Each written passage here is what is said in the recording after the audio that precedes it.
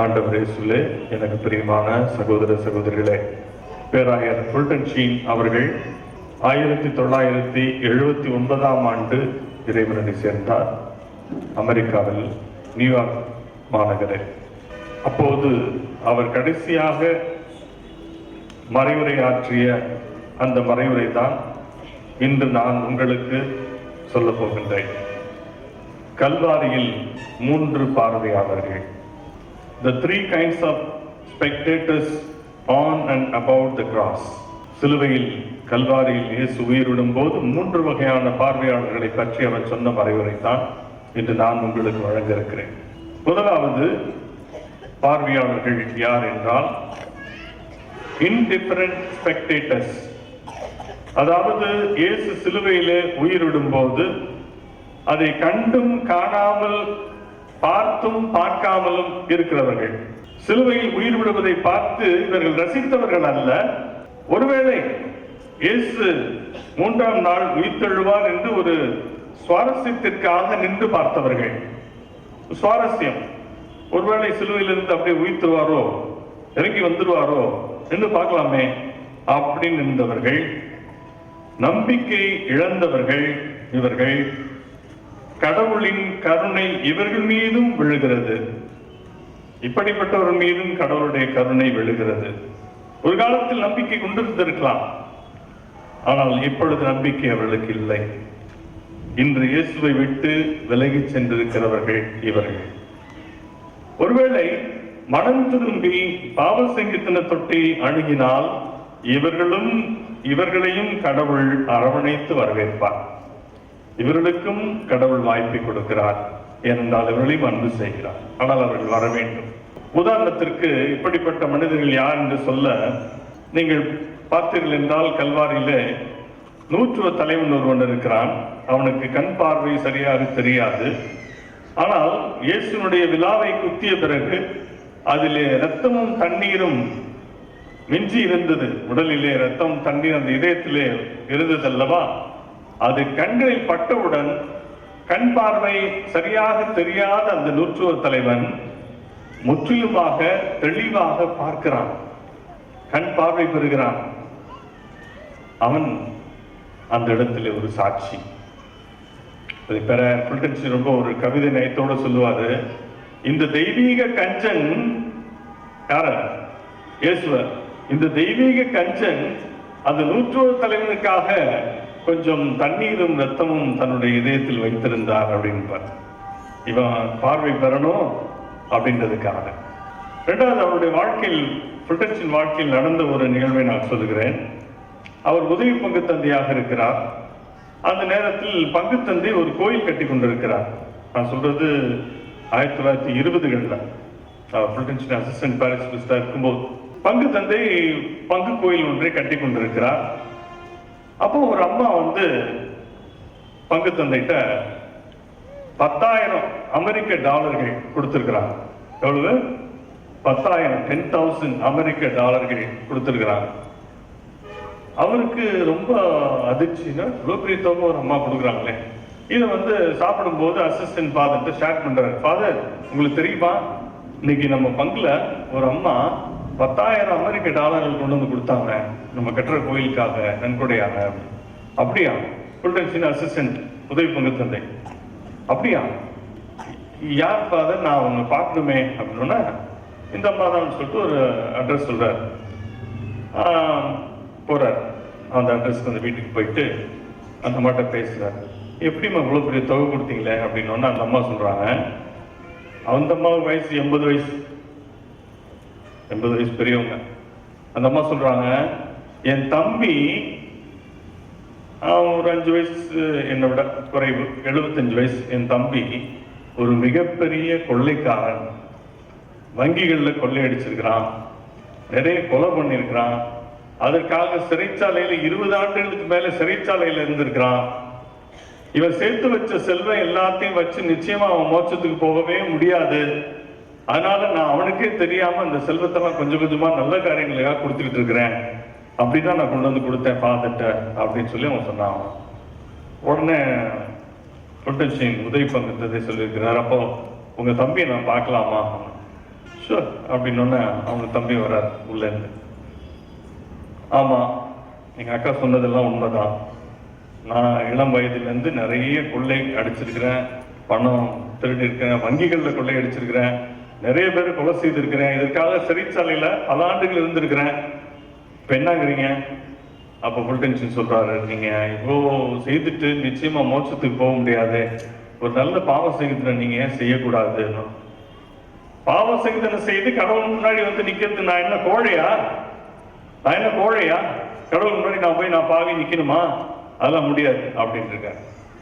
உடனே புல்டென்ஷன் இல்ல ஐயா, நல்லா யோசிச்சு பாருங்க, நீங்க எப்ப கடைசியா கம்யூனியன் வாங்கினீங்க, நன்மை எப்போ வாங்கினீங்க? அது நான் 10 வயசு பையனா இருக்கும்போது ஒரு கோவில்ல வாங்கினேன், புதுநன் வாங்கும்போது. அதுக்கப்புறம் அதெல்லாம் நான் வாங்கவே கிடையாது. ஐயா நீங்க அவசியம் ஒரு நல்ல பாவசியங்களை செய்து நன்மை வாங்கணும் அப்படின்னு ஒரு அழைப்பு கொடுத்துட்டு, நாளைக்கு காலையில இதே நேரத்துக்கு நான் உங்க வீட்டுக்கு வருவேன், ஆண்டவர் இயேசுவை எடுத்துட்டு வருவேன், நற்கருணை எடுத்துட்டு வருவேன், என்னையும் ஆண்டவர் இயேசுவையும் வரவேற்கிறதும் வெளியே துரத்துறதும் உங்க கையில தான் இருக்கு, நான் வரேன்னு சொல்லிட்டு போயிட்டாரு. அடுத்த நாள் காலையில 8 மணிக்கு நற்கருணை எடுத்துட்டு புல்டென்ஷன் போறார். உதவி பங்கு தந்தை அந்த வீட்டுக்கு போய் கதை தட்டி உள்ள போறார். அவர் ரிசீவ் பண்றார். அந்த மனுஷன் ரிசீவ் பண்ணி நல்ல பாவ செய்தனை செய்யறார். நல்ல பாவ செய்தனை இந்த மனுஷன் செஞ்சுட்டு அவர் நன்மை வாங்கிக்கிறார். அடுத்த நாள் இறந்துட்டார். He died. Next day he died. இறந்துட்டார். அப்போ இந்த மனிதன் பாவத்திலிருந்து விடுதலை பெற்று கடவுளுடைய அரசுக்கு வர வேண்டும் என்று என்னுடைய சகோதரியினுடைய அந்த ஆவல், ஜெபம், தொடர்ந்து செய்த நல்ல காரியம் எப்படியோ அந்த அந்த மனிதரையும் கடவுள் பக்கத்தில் கொண்டு வந்து விட்டது. இப்படி கண்டும் காணாமல் இறைவனில் நம்பிக்கை கொள்ளாமல் அவரை விட்டு விலகி செல்கின்றவர்களையும் அவர் தேடுகிறார், அவர்களையும் தன்னோடு சேர்த்துக்கொள்ள என்பதற்கு இது ஒரு உதாரணம். சிலுவை அடியில் அவர்கள் நிற்கிறாங்க. இரண்டாவது, spectators on the pain and in the pain, வலியில் இருக்கக்கூடிய பார்வையாளர்கள். உங்களுக்கு தெரியும், இயேசுவை சிலுவையில் அறையும் போது அவர் பக்கத்துல ஒரு கள்வன், வலது பக்கமும் இடது பக்கமும் 2 கள்வர்களை சிலுவையில் அறைந்திருந்தார்கள். அதுல ஒருத்தன் நல்ல கள்வன், இன்னொருத்தன் கெட்ட கள்வன். யார் இந்த கெட்ட கள்வன்னா, இயேசுவை அவன் சபிக்கிறான். ஏனென்றால் வலியின் வேதனை, வலியின் வேதனையில் என்ன சொல்லி சபிக்கிறான்? நீ மெசியா என்றால் நீ உன்னையும் காப்பாற்றிக்கொள், எங்களையும் காப்பாற்று. ஏன் நான் இந்த வேதனையில் அனுபவிக்க வேண்டும்? இந்த சிலுவையில் நான் ஏன் தொங்க வேண்டும்? என்னை காப்பாற்று, என்னை கீழே இறக்கிவிடு என்று சொல்லி பயங்கரமாக இயேசுவை அவன் சாடுகின்றான். Save yourself and me. குணம் பெற அவன் விரும்பினான். கிறிஸ்தவ வாழ்வில் குணம் பெறுவது மட்டுமே இலக்கு அல்ல. குணம் பெற வேண்டும், இயேசுவிடம் வருவேன், இயேசு எனக்கு குணம் தர வேண்டும் என்று நினைக்கக்கூடிய இப்படிப்பட்ட மக்களை இவன் பிரதிபலிக்கிறான். இன்று மருத்துவமனைகளிலே மிகுந்த நோய்களோடு போராடி கொண்டிருக்கிறவர்கள் சிலர் இவனை பிரதிபலிக்கிறார்கள். மரண படுக்கையில் இருப்பவர்கள், சிறை கைதிகள் இவனை பிரதிபலிக்கிறார்கள். அவர்கள் மிக கொடூரமாக பழிப்பார்கள். என்ன சொல்றேன்னு தெரியாது. தூக்கு தண்டனை கைதி நீங்க போய் சிறைச்சாலை சென்று பார்த்தீங்கன்னா சொல்லக்கூடிய வார்த்தைகள்லாம் பயங்கரமா இருக்கும். சில நேரங்கள் ஆயுள் தண்டனை கைதிகள் அவ்வளவு கோபத்தோடு, வெறியோடும், வெறுப்போடும் பேசுவார்கள். அப்படிப்பட்டவர்களை இவன் பிரதிபலிக்கிறான், இந்த கெட்ட கள்வன். ஆனால் அதே சமயத்தில் வலது பக்கத்திலே நல்ல கள்வன் இருக்கிறானே, அவன் என்ன சொல்லுகிறான்? தான் செய்த குற்றத்தை அவன் ஏற்றுக்கொள்கிறான். நாம் செய்த பாவங்களுக்கு நாம் தண்டனை அனுபவிக்கிறோம், ஆனால் இவர் ஒரு பாவமும் செய்யாதவர் என்று இயேசுவை அவன் அவருடைய நற்செயல்களை பாராட்டி தன்னுடைய பாவத்துக்காகத்தான் இந்த தண்டனை அனுபவிக்கிறோம் என்பதை ஏற்றுக்கொள்கிறான். எனவே அவன் இயேசுவிடத்திலே சொல்லுகிறான், ஆண்டவரே, நீ ஆட்சி உரிமை பெற்று வரும்போது என்னை நினைவு கூறும் அப்படிங்கிறான். உடனே இயேசு என்ன சொல்றாரு? என்ன சொன்னார்? இன்றே நீ என்னோடு பேரின்ப வீட்டில் இருப்பாய் அப்படின்னு சொல்லிட்டு ஆண்டவர் பேரின்பு விட்ட பரிசா கொடுக்கிறார். இதுதான் நம்முடைய புல்டன்சி ரொம்ப ஒரு கவிதை நேயத்தோட சொல்றாரு, இந்த கல்வன் எவ்வளவு பெரிய கல்வன்னா சாகும் போது கூட இயேசுவிடமிருந்து விண்ணரசை திருடி விட்டான் அப்படிங்கிறார். அதுபோல இயேசும் முதல் முறையா விண்ணகத்துக்கு யாரை கூட்டிட்டு போனாரு? மாதாவை கூட கூட்டிட்டு போல, அல்லது புனிதர்களை தான் கூட கூட்டிட்டு போல. எவ்வளவு புனிதர்கள் தானே, ஆனா கல்வன் தான் முதல்ல இயேசு விண்ணரசுக்கு போறான் இல்லையா? அப்ப நல்ல கல்வன் கடைசியில சொன்னா பாருங்க ஒரு வார்த்தை, நீர் ஆட்சி உரிமை பெற்று வரும்போது என்னை நினைவு கூறும் சொன்னா பாருங்க. அதனாலே ஆண்டவர் அவனுக்கு பரிசு கொடுத்தார். இன்றே நீ என்னோடு பேருந்து வீட்டில் இருப்பாய். எனவே இந்த நல்ல கல்வர்களை, இந்த நல்ல கல்வனை பிரதிபலித்து நம்மில் சிலர் இருக்கிறார்கள். தான் செய்த பாவங்கள் எல்லாம் உண்மையிலே பெரிய பாவிதான் நான் இந்த வாழ்க்கையில ஒரு யூட்டர்ன் எடுத்து திரும்புபவர்கள். உதாரணத்துக்கு புனித அகுஸ்தினார் மிகப்பெரிய பாவி, அவர் செய்யாத பாவங்களே கிடையாது. ஆனால் அவரிடம் உள்ள ஒரு பியூட்டி என்னன்னா, தான் செய்த எல்லா பாவத்தையும் புத்தகமாக போட்டு த கன்ஃபெஷன்ஸ், பாவ அறிக்கை அப்படின்னு சொல்லி புத்தகமே போட்டு வெளியிட்டார். நீங்களே நானும் செய்ய முடியுமா? நம்ம பாவத்தை எல்லாம் எழுதி புஸ்தகமா போட்டு இதாங்க நான் செய்த பாவம் சொல்ல முடியுமா? அகுஸ்தினார் செஞ்சார். இளம் வயதிலிருந்து அவர் செய்த எல்லா பாவங்களையும் அறிக்கையிட்டு புத்தகமாக வெளியிட்டு இதுதான் நான் என்று பகிரங்கமாக சொன்னார். இப்படி வாழ்க்கையில சிலர் யூட்டர்ன் போடுவார்கள். அவர்களை இவன் பிரதிபலிக்கிறார் இந்த நல்ல கல்வன். அப்படிப்பட்டவர்களுக்கும் ஆண்டவர் விண்ணரசை கொடுக்கிறார். எனது இரண்டாவது வகை பார்வையாளர்களை இவன் குறித்து காட்டுகிறான். ஏனென்றால் அந்த வலி வேதனையில அவன் அதை ஏற்றுக்கொள்கிறான் துன்பத்தை. இங்கிலாந்து நாட்டில் ஒரு மையிலார் இருந்தார், C.S. லூயிஸ். அவர் சொல்லுவார், கடவுள் நம்மோடு 3 வகையில் பேசுவாராம். ஒன்று, மகிழ்ச்சியான தருணங்களில் கடவுள் நம்மோடு காதோடு காதாக பேசுவாராம். God whispers to us in our pleasures. Whispers, காதோடு காதா வந்து பேசுவார். எப்போ? மகிழ்ச்சியான தருணங்கள்ல. இரண்டாவது, மனசாட்சி வழியாக நம்மிடம் சாதாரணமாக பேசுவார். எப்படி? மனசாட்சி வழியாக. God speaks to us in our conscience. மூன்றாவது, நம் துன்பங்களில் கடவுள் நம்மிடம் உரக்க பேசுகிறார். வலியில் God shouts to us in our pain. துன்பங்கள் வழியாக கடவுள் நம்மிடம் உரக்க பேசுகிறார். Pain is God's megaphone. Pain is heaven's loudspeaker அப்படிங்கிறார். இந்த வலியில கடவுள் நம்ம கிட்ட உரக்க பேசுறார். நிறைய நேரங்கள் நம்ம நினைக்கிறோம், எனக்கே இந்த வேதனை, எனக்கே இந்த துன்பம், அந்த வலியா கடவுள் ஒன்றை பேசுறார். இது வந்து புல்டன்சி இப்படி சொல்றாரு. அவருடைய சின்ன வயசுல பல்லு வலின்னு அவங்க அம்மாச்சிட்ட சொல்லியிருக்கிறார். பல்லு வலின்னு அம்மாச்சி என்ன செய்வாங்க? இங்க இருக்கிற அம்மாச்சி என்ன சொல்லுவீங்க? பெரியவங்க பல்லு வலின்னு உங்க பேத்தியோ பேரனோ சொன்ன என்ன சொல்லுவீங்க? கிராம்பு எடுத்து வாயில். இதேதான் அவங்க அம்மாச்சி சொல்லிக்கிறாங்க.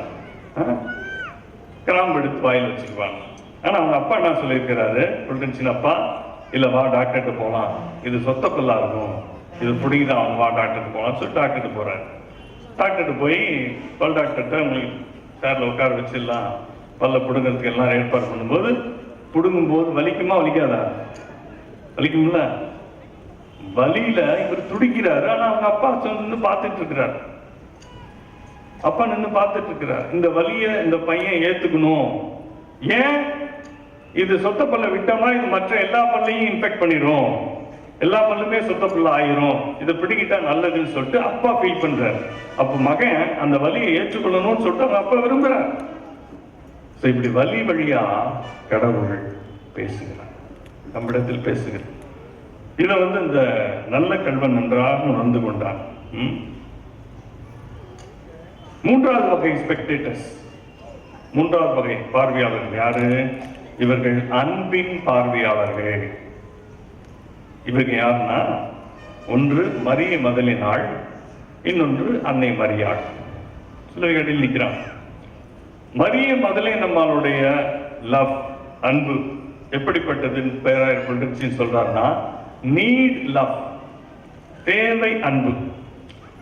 அதாவது எப்படி சொல்றது, ஆண்டவரே நீங்க இருந்தீங்கன்னா எனக்கு நல்லா இருக்கும், நீங்க இருந்தீங்கன்னா எனக்கு எல்லாமே நீங்க எனக்கு கொடுப்பீங்க, சாப்பாடு, நட்பு, விருந்து, கொண்டாட்டம், மகிழ்ச்சி, நீங்க இருந்தீங்கன்னா எனக்கு எல்லாமே கிடைக்கும், நீங்க என்னோட இருந்துருங்க ஆண்டவரே அப்படின்னு நினைக்கிற அன்பு யாருடைய அன்பு? மரியம் மதில் நம்மளுடைய அன்பு. நீட் லவ், தேவை அன்பு. ஆனா அன்னை மரியாளுடைய அன்பு கிஃப்ட் லவ், கொடை அன்பு. இந்த நீட் லவ்வுக்கும் கிஃப்ட் லவ்வுக்கும் என்ன வித்தியாசம் அப்படின்னா, நீட் லவ் என்ன செய்யுது, கூட இருந்தா நல்லா இருக்கும், ஆண்டவர் அவருடைய பிரசன்னமே போதும், எனக்கு எது கேட்டாலும் வாங்கி தருவாரு, அவருடைய நட்பு எனக்கு கிடைக்கும், அதை என்ஜாய் பண்றது. ஆனா இந்த கிஃப்ட் லவ் முழுக்க முழுக்க கொடுத்துக்கிட்டே இருக்கு, எதுவுமே எதிர்பார்க்காது, திருப்பி எதையுமே எதிர்பார்க்காம கொடுத்துக்கிட்டே இருக்கிற அன்பு தான் கிஃப்ட் லவ். மாதா கிட்ட இருந்தது அந்த அன்பு தான், சாக்ரிஃபிஷியல் லவ், எல்லாமே கொடுத்து கொண்டிருப்பது, தியாகத்தோடு கொடுப்பது, எதையுமே எதிர்பார்க்காமல். உதாரணத்துக்கு பாருங்களேன், இந்த 3 ஞானியர் பெத்லகேம்ல குழந்தையாக இயேசு பிறந்த இந்த நேரத்தில் வந்து என்ன பரிசு கொடுத்தாங்க? பொன், தூபம், வெள்ளை போடம், இல்லையா? அந்த பொன் எதை குறிக்கிறது உங்களுக்கு தெரியும், அவரோட அரசர். தூபம்ன்றது அவருடைய குருத்துவத்தை குறிக்கிறது. வெள்ளை போனம் எதை குறிக்கிறது? பெர்ஃப்யூம், அவருடைய அடக்கச் சடங்கை குறிக்கக்கூடிய, அவர் கொல்லப்பட போகிறார், பலியாக போகிறார் என்பதை குறிப்பது அந்த வெள்ளை போலம். பெர்ஃப்யூம், சென்ட், வேற ஒன்றும் இல்லை, நறுமண பொருள். யாராவது நம்முடைய வீட்டுக்கு குழந்தை பிறந்த நேரத்தில் அடக்கத்துக்கு பயன்படுத்தக்கூடிய ஒரு பன்னீர் பாட்டில் கொண்டாந்து யாராவது கொடுப்பாங்களா? சொல்றேன், நம்ம வீடுங்களில் டெட் பாடியில் ஊற்றுவோம்ல பன்னீர்னு சொல்லி, அதை வாசனையா இருக்காது, அது வேற விஷயம். அது மாதிரி இறக்கத்தின் சமயத்தில் பயன்படுத்துகிற போது யாராவது போய் பிறந்த குழந்தை கொடுப்பாங்களா? இந்த குழந்தைக்கு கொடுக்கும்போது அந்த மரியாதை எவ்வளவு வேதனையா இருந்திருக்கும். என் மகன் கொல்லப்பட போகிறான் என்பதை முன்குறித்து இந்த பரிசை கொடுக்கிறாரே, அது ஒரு வேதனை. ஏற்றுக்கொண்டார்கள். இயேசுவை கோயிலில் காணிக்கையாக ஒப்பு கொடுக்கும் போது சிமியோன் ஒரு பெரிய குண்டத்துக்கு போடுறார். என்னது? உமது உள்ளத்தை ஒரு வாழ் ஊடுருவும், அம்மா உமது உள்ளத்தை ஒரு வாழ் ஊடுருவும் இந்த குழந்தையினால அப்படின்னு சொல்லி, குழந்தையினால இந்த தாய்க்கு ஏற்படக்கூடிய அந்த சிலுவை மரணத்தை முன்கூட்டியே சொல்லுகின்றார். அது எவ்வளவு பெரிய வேதனையாக மரியாளுக்கு இருந்திருக்கும். ஏற்றுக்கொண்டார். 12 வயதில் இயேசு காணாமற் போன நேரத்தில் தேடி போறாங்க, மாதாவும் சூசேப்பும் தேடி போறாங்க. இயேசு என்ன கேட்கிறாரு? என்னை ஏன் தேடினீங்க? என்னை ஏமா தேடினீங்க? நான் என் தந்தையின் இல்லத்தில் இருக்க வேண்டும் என்பது தெரியாதா உங்களுக்கு? அப்படி சொல்லும்போது எவ்வளவு வேதனையா இருந்திருக்கு. பிறகு உங்களை பார்க்க உங்க அம்மாவும் உங்களுடைய ஒன்று விட்ட சகோதர சகோதரிலாம் வந்திருக்காங்கன்னு சொல்லும் போது இயேசு என்ன சொன்னார்? யார் என் தாய், யார் என் சகோதரர் அப்படின்னு சொல்லும் போது, தந்தையின் திருவுளத்தை நிறைவேற்றுவோரே என் தாய், என் சகோதரன், என் சகோதரி அப்படின்னு சொல்லிட்டார் போது எவ்வளவு கஷ்டமா இருந்திருக்கும். வெளியில நிக்கிறோம், உள்ள பார்க்க முடியல, நிச்சயமா வேதனையா இருந்திருக்கும் ஒரு தாய்க்கு. கடைசியாக பாருங்க, சிலுவையில உயிர் விடும் போது இயேசு தன் சீடனை கூப்பிட்டு சொல்றார், இதோ உன் தாய். அம்மாட்ட சொல்றார், இதோ உன் மகன். அந்த தாய் மகன் என்ற பந்தத்தை இயேசு கட் பண்றார். இனிமேல் இதோ இவர்தான் உன்னுடைய மகன், அப்பா இவர்தான் உன்னுடைய தாய் என்று அதையும் விட்டுக் கொடுக்கிறார். எனவே இந்த தாய் நமக்காக பரிந்து பேசுகிறார், கடவுளிடத்தில் உண்டாகிறார். இவருடைய அன்பு போல நம்முடைய அன்பு இருக்க வேண்டும். கிஃப்ட்லாம் கொடுக்கிறார், எதையும் எதிர்பார்க்காமல் கொடுக்கக்கூடிய ஒரு சாக்ரிஃபிஷியல் லவ். இதுதான் பேராயர் ஃபுல்டன்ஷீன் சொன்னது. நான் அதோடு இன்னொரு ஒரே ஒரு நபரை இந்த கல்வாரியில நான் சேர்த்துக் கொள்ள விரும்புகிறேன். அது வேறு யாரும் அல்ல, நம் ஆண்டவர் இயேசு. இவர்கள் எல்லாம் ஸ்பெக்டேட்டர்ஸ், பார்வையாளர்கள். ஆனால் கதாநாயகனாக, கல்வாரி நாயகனாக இருக்கக்கூடிய இயேசுவை விட்டு நாம் செல்ல முடியாது. பேராயர் ஃபுல்டன்ஷீன் சொல்லுவாரு, இயேசுடைய வாழ்க்கையில 2 மலைகள் முக்கியமான மலைகள். ஒன்று கல்வாரி மலை, இன்னொன்று என்னன்னு சொல்லுங்க பார்ப்போம். பேரு பெற்றோர் மலை, மவுண்ட் ஆஃப் பியாட்டிடியூட்ஸ். பேரு பெற்றோர் பேரு பெற்றோர் சொல்லிட்டு வராரா? எளிய உள்ளத்தோர் பேரு பெற்றோர், ஏனெனில் விண்ணரசு அவர்களது. இறக்கமுடைய பேரு பெற்றோர். இல்லையா? ஏனெனில் இறக்கும் பெறுவார். இந்த பேரு பெற்றோர் 8 பேர்கள் சொல்றார் இல்லையா? அந்த மலையும் கல்வாரி மலைக்கும் ஒரு தொடர்பு இருக்கிறது அப்படிங்கிறார். கல்வாரி மலையில இயேசுடைய கரங்கள்லையும் அவருடைய கால்கள்லையும் அந்த ஆணி வச்சு அடிச்சாங்க இல்லையா? அந்த ஆணி வச்சு அடிக்கும் போது கேட்கிற சவுண்ட் இருக்குல்ல, அந்த ஆணியில ஹேமர் சுத்தியில் வச்சு அடிக்கும் போது கேட்ட சவுண்டு அது வேற ஒண்ணும் இல்ல. அவர் அந்த பேரு பெற்றோர் மலையில சொன்னார் பாருங்க, அதனுடைய எதிரொலி தான் இது அப்படிங்கிறார். எதிரொலி, எக்கோ. அந்த மலையில என்ன சொன்னாரு? எளிய உள்ளத்தோர் பேரு பெற்றோர், அதானே? அதனுடைய எக்கோ தான் இந்த சுத்தியில் வச்சு அடிக்கிற ஆணியில் அடிக்கிற சவுண்ட் அப்படிங்கிறார். வேற ஒண்ணும் இல்ல. நீ யார் யாரெல்லாம் பேரு பெற்றோன்னு சொல்லி உன்னோட நிலைப்பாட்டை சொன்னியோ இந்த வாங்கிக்க அப்படின்னு சொல்லிட்டு இந்த கல்வாரி மலையில இயேசுக்கு கொடுக்கப்பட்டது அடி, காயங்கள் அப்படின்னு பேராயப்பட்டுச்சுன்னு அந்த 2 மலையும் ஒப்பிட்டு சொல்றார். இப்படிப்பட்ட ஆண்டவர் துன்பங்களை கண்டு, சிலுவையை கண்டு, இந்த பாடுகள்ல வரக்கூடிய வேதனை கண்டு பயந்தவரே கிடையாது. இன்னைக்கு நிறைய நேரம் நம்ம சிலுவையில இயேசு பார்த்து அழுகிறவங்க நிறைய பேர் இருப்பீங்க. இயேசு துன்பப்பட பயந்தவரே கிடையாது.